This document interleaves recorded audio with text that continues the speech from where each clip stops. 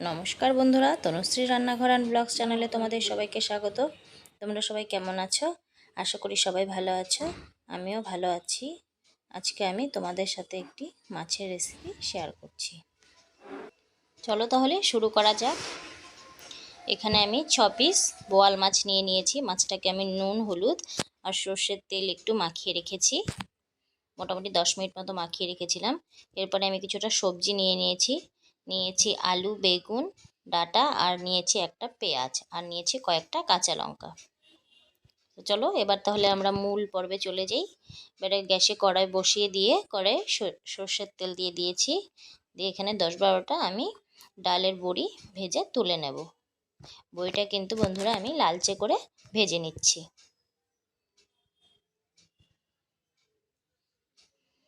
মোটামুটি কয়েক সেকেন্ডের মতন আমি বড়িটাকে লালচে করে ভেজে নিয়েছি। বড়িগুলো ভাজা হয়ে গেছে। এবারে বড়িগুলোকে আমি তুলে নিয়েছি।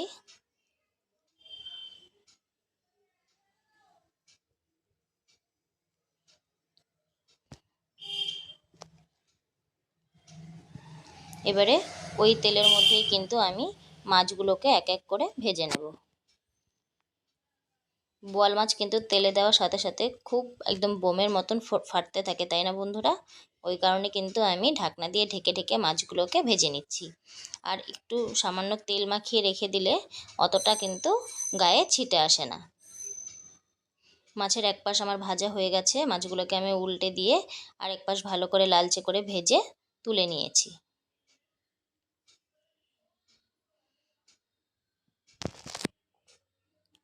একইভাবে আমি পরবর্তী মাছগুলোও ভেজে নেব।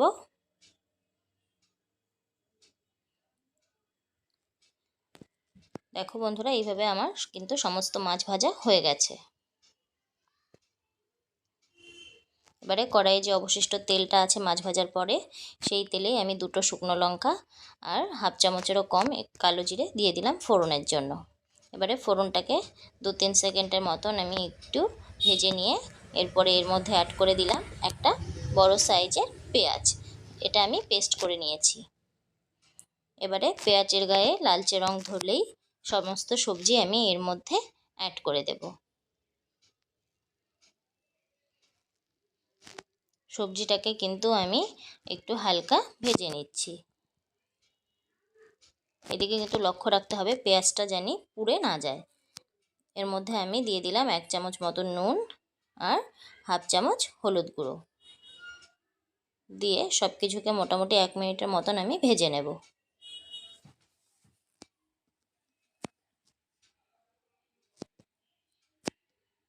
এবারে এখানে আমি 1 মিনিট পরে কিন্তু হাফ কাপ জল অ্যাড করে দিয়েছি।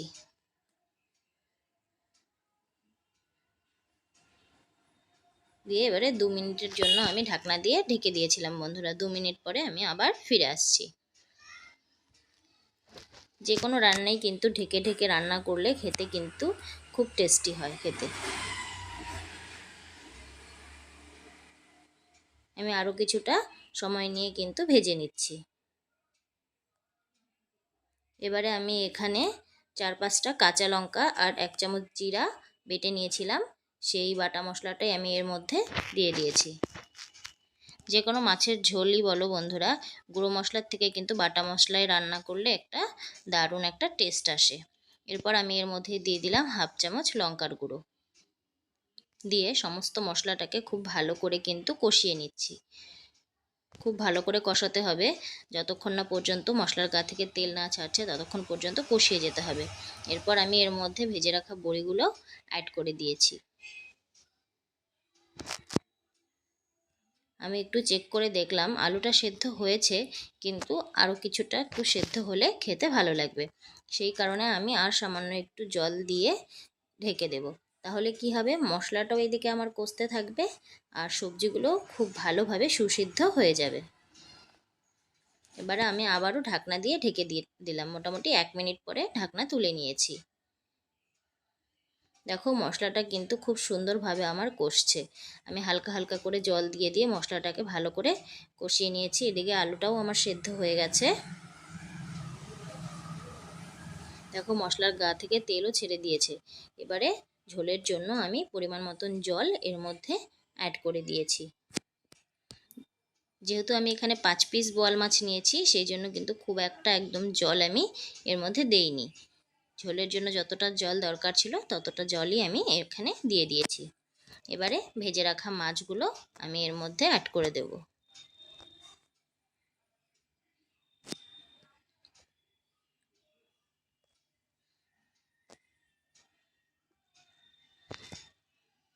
এবারে আমি মোটামুটি 7 থেকে 8 মিনিটের মতন ভালো করে ঝোলটাকে ফুটিয়ে নেব। তো ফুটিয়ে নিলেই তৈরি হয়ে যাবে আমার বোয়াল মাছের আলু বেগুন ডাঁটা বড়ি দিয়ে ঝোল। তো কেমন লাগলো বন্ধুরা আমার এই মাছের ঝোল রেসিপিটি তোমরা কিন্তু কমেন্ট করে জানিও। আর আমার চ্যানেলে যারা নতুন তাদেরকে অসংখ্য অসংখ্য ধন্যবাদ বন্ধুরা। আর যদি ভিডিওটি ভালো লেগে থাকে তাহলে প্লিজ একটা লাইক করে পাশে থেকো। আর যারা আমার চ্যানেলকে এখনও সাবস্ক্রাইব করনি তারা প্লিজ প্লিজ প্লিজ একটা সাবস্ক্রাইব করে দিয়ে পাশে থেকো। তো দেখো কথা বলতে বলতে কিন্তু ঝোলটাও আমার ফুটছে। তৈরি হয়ে গেল কিন্তু আমার এই বোয়াল মাছের আলু বেগুন ডাঁটা বড়ি দিয়ে ঝোল। তো পরবর্তী ভিডিওর অপেক্ষায় থেকো বন্ধুরা। ভালো থেকো, সুস্থ থেকো, অনেক অনেক ধন্যবাদ।